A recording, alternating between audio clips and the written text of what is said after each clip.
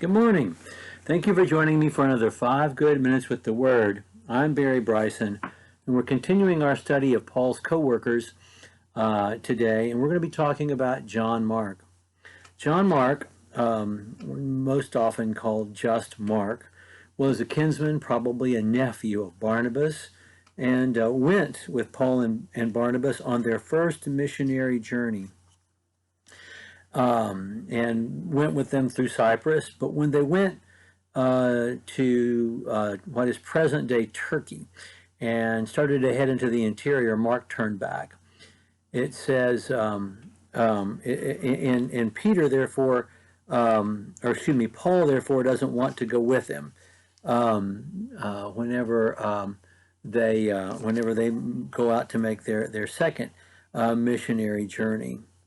We're told in Acts chapter 13, verse 13, Paul and his companions put out to sea from Paphos. They came to Perga in Pamphylia. John, meaning John Mark, left them and returned to Jerusalem. So this is his hometown, Jerusalem. Even though he's a kinsman, he's not from Cyprus the way Barnabas is.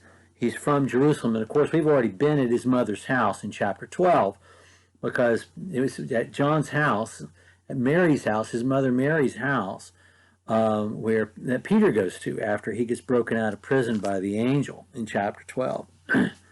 So in Acts chapter 15, whenever Paul and Barnabas are ready to go back out on their second missionary journey, Barnabas wants to take Mark with him, and Paul refuses. After some days, Paul said to Barnabas, "Let us return and visit the brethren in every city in which we proclaim the word of the Lord, and see how they are." This is 15, verse 36. Barnabas was desirous of taking John, called Mark, along with them also. But Paul kept insisting they would not take him along, who had deserted them in Pamphylia and had not gone with them to the work. And there arose such a sharp disagreement that they separated from one another, and Barnabas took Mark with him and sailed away to Cyprus, and Paul chose Silas and departed, being committed by the brethren to the grace of the Lord. And he was traveling through Syria and Cilicia, strengthening the churches. And so Paul goes back with Mark to the northwest, and Barnabas goes to the southeast to the island of Cyprus. And so they're both basically going back and starting out visiting the congregations where they had worked before. But Barnabas insists on taking his nephew with him, and Paul says, "I'm not working with him anymore." Of course, Paul will work with him again, because he does. Because at the end of his life, when Paul's in prison and he's writing to the Colossian brethren, he talks about John Mark in Colossians chapter 4, verse 10. "Aristarchus, my fellow prisoner, sends you his greetings, so also Barnabas's kinsman Mark, about whom you received instructions. If he comes to you, welcome him." Mark is back not only in Paul's good graces, but on Paul's missionary team. And this is the last reference we have in the Bible to Barnabas at all, and it's in connection to Mark. In fact, in 1 Timothy chapter 4, or 2 Timothy chapter 4, when Paul is alone with only Luke beside him in prison, not long before his death, he tells Timothy, "I need you here. I need you to come quickly. I need you to pick up my coat. I need you to get here before winter. I need you to bring my books and the parchments that I left behind. And I need you to bring Mark with you." He says in chapter 10, verse 11, or chapter 4, verse 11, "Only Luke is with me. Pick up Mark and bring him with you, because he is useful to me in service." And so Barnabas was right. Paul was wrong. But Mark needed to be given another chance. And he's there with Paul, there along with Timothy and Luke as the most important and the longest serving of his closest circle of co-workers.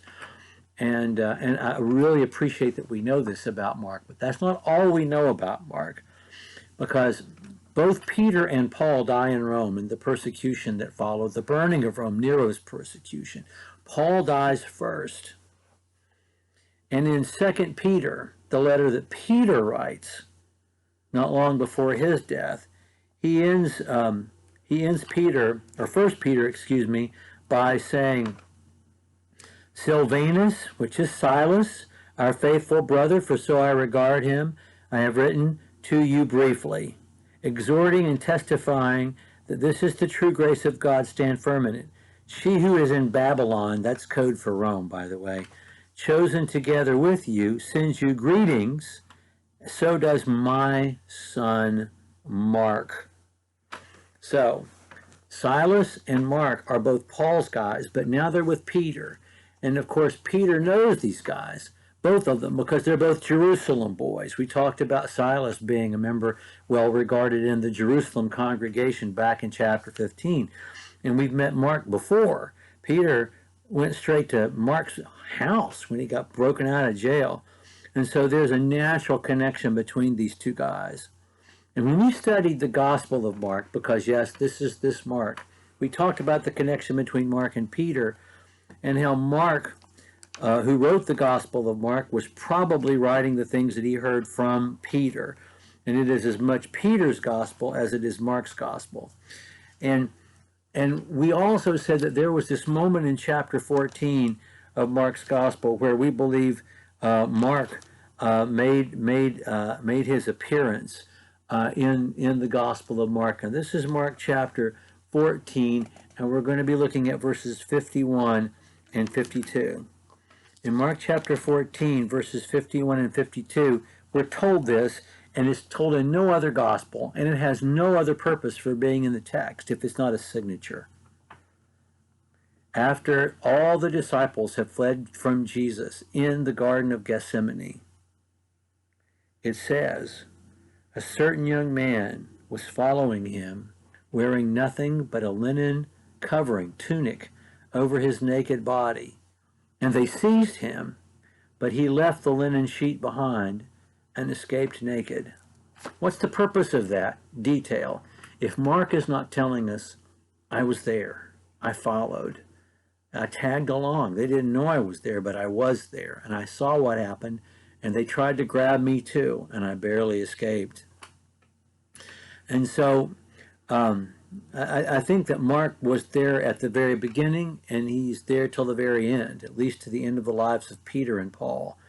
And I think that the arc of his story, as we know it, teaches us a great lesson. When you're a young man, especially when you're a pretty well-off young man, as he was, you may be a true believer, but times may get too tough for you when you're young. But he kept at it, and Barnabas didn't give up on him, and ultimately Paul did not give up on him either. And he served Barnabas, Peter, and Paul as sons in the faith to all three of them. And he's an important example to us all as well. Okay, thank you so much for joining me for another 5 good minutes. And next time we're together, we're going to start talking about Timothy, Paul's son in the faith.